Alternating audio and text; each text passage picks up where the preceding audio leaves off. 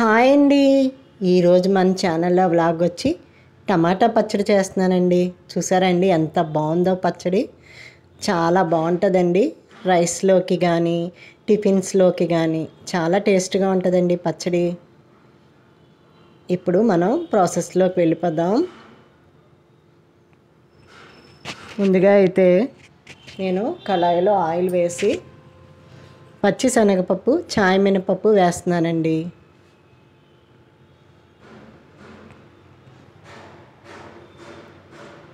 రెండు కలిపి దోరగా వేయించుకోవాలి. నేను పచ్చిమిరకాయలు తీసుకున్నానండి. ఒక 20 పచ్చిమిరకాయలు తీసుకున్నానండి. ఎందుకంటే ఒక 6 టమాటాలు తీసుకున్నానండి పెద్ద సైజు. అందుకని నేను ఒక 20 పచ్చిమిరకాయలు తీసుకున్నాను. కారం క్వాంటిటీని బట్టి కూడా మీరు పచ్చిమిరకాయలు చూసి తీసుకోవాలండి. అలాగే పచ్చిమిరకాయలు వేగుతుండగా కొంచెం కరివేపాకు వేసానండి, ఒక రొబ్బ. చక్కగా అన్నీ కలిపి వేగిపోయినాయండి. పచ్చిమిరకాయలు కూడా బాగా మగ్గిపోయినాయి. ఇప్పుడు చల్లారి పెట్టేసుకోవాలండి. మిక్సీ గిన్నెలోకే తీసేస్తున్నాను. చల్లారాక మిక్సీ వేస్తాను. మళ్ళీ అదే కళాయిలో కొంచెం ఒక 2 టీ స్పూన్లు ఆయిల్ వేసి టమాటాలు వేస్తున్నానండి.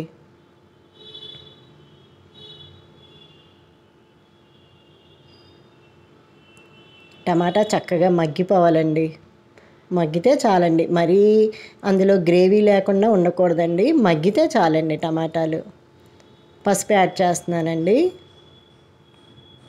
చిన్న చింతపండు పిక్క నేను టమాటాల మధ్యలో పెట్టేస్తున్నానండి. ఎందుకంటే టమాటాలతో పాటు అది కూడా మగ్గిపోద్ది చింతపండు.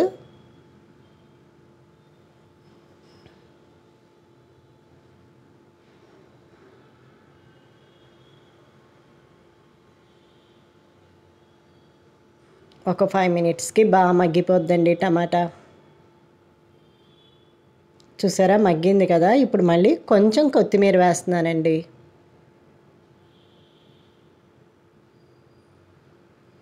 కొత్తిమీర టమాటా మళ్ళీ ఒక 2 మినిట్స్ మగ్గిపోయే వరకు ఉంచుకుంటే సరిపోతుందండి పొయ్యి మీద.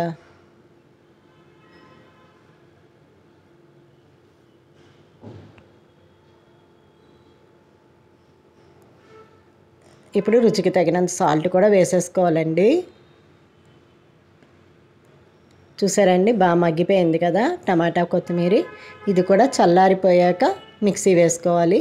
ముందుగా అయితే నేను పచ్చిమిరకాయలు శనగపప్పు అది మిక్సీ పడుతున్నానండి. అందులో వెల్లుల్లి రబ్బలు జీలకర్ర కూడా యాడ్ చేశాను. అలాగే అవి మిక్సీ పట్టాక టమాటా కూడా వేసేసానండి. సర్వింగ్ బౌల్లోకి అయితే తీసేసుకున్నాను టమాటా వేసేసి. ఇప్పుడు దాంట్లోకి పోపు వేద్దామండి. ఆయిల్ పెట్టుకొని పచ్చెనపప్పు మినపప్పు వేసాను. ఒక 3 వెల్లుల్లి రబ్బలు కచ్చపిచ్చగా దంచి వేసానండి. ఆవాలు జీలకర్ర ఎండుమిర్చి 3 కలిపి ఇప్పుడు పోపులో వేసేద్దామండి.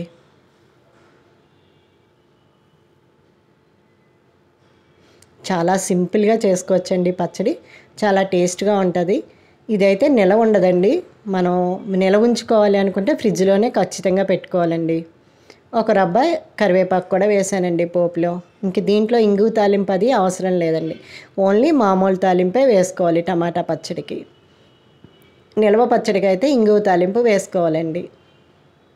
అంతే అండి, చాలా సింపుల్. ఇడ్లీలోకి దోశలోకి వేడివేడి అన్నంలో నెయ్యి వేసుకుని తినడానికి చాలా బాగుంటుందండి. చూసారండి పచ్చడి తీసిన గిన్నెలోకి పోపు అయితే వేసేసానండి.